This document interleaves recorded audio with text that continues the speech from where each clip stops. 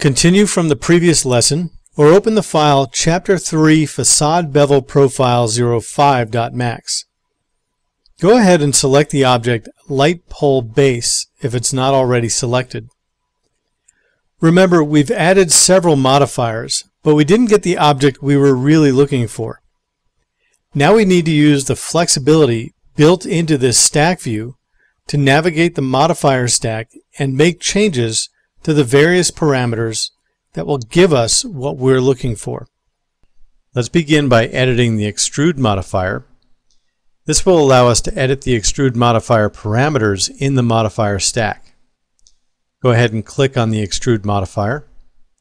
When we created the pole, by default it was created with only one segment.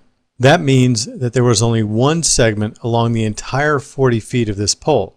Therefore, when we put the bend modifier on it, it actually didn't bend, it just sort of laid over. In order to fix this, we need to increase the number of segments.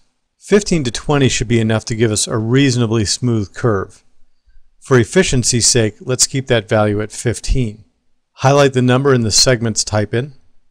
Type in 15 and then press enter. Now that gives us enough segments to show the bend and taper effect. But as you notice, the pole is very oddly distorted. Think about what we've done. We've extruded the shape to make a pole. Now we've added segments that allow us to bend it. Then we bent the pole and then we tapered it. The problem is a bent pole that gets tapered will distort. The problem in the modifier stack is that the taper and the bend modifiers are in the wrong order. Let's correct that by selecting our bend modifier, clicking and dragging it above the taper modifier, and then releasing the mouse button. Now we've extruded the object, then tapered it, then bent it.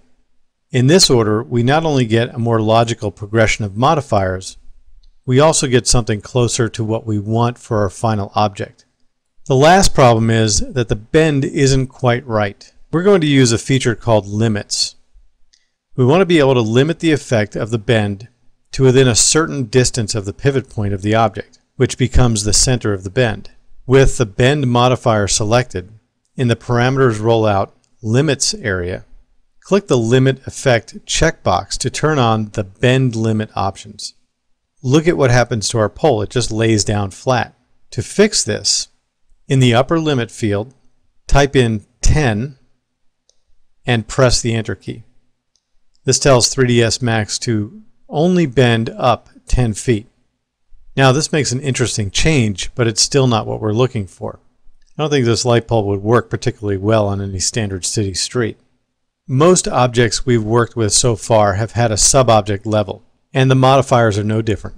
In the bend modifier, expand the list by clicking on the plus sign and select the center sub-object level. Then right mouse click in the front viewport, and we're going to move where the bend occurs in the pole. Make sure you have the Select and Move tool active from the main toolbar. Highlight the Y-axis on the transform gizmo in order to limit our movement to only the Y direction. Now click and move the Bend Center gizmo up in the viewport so that your pole looks something like this.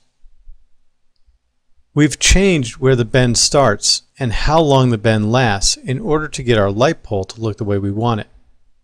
Something that's very important is that you don't need to remember all of the tools. However, it is important that you take some time and play with the features. You'll begin to understand as you work with the tools that you have an extraordinary amount of flexibility. Anytime you work with sub-object level, it's almost always wise to close or exit the sub-object level and return to the top level. In this case, click on the Bend modifier top level to highlight it and exit sub-object mode. Save the file by pressing Ctrl S. We now have a lamp post that is bent and looks the way we want it to look.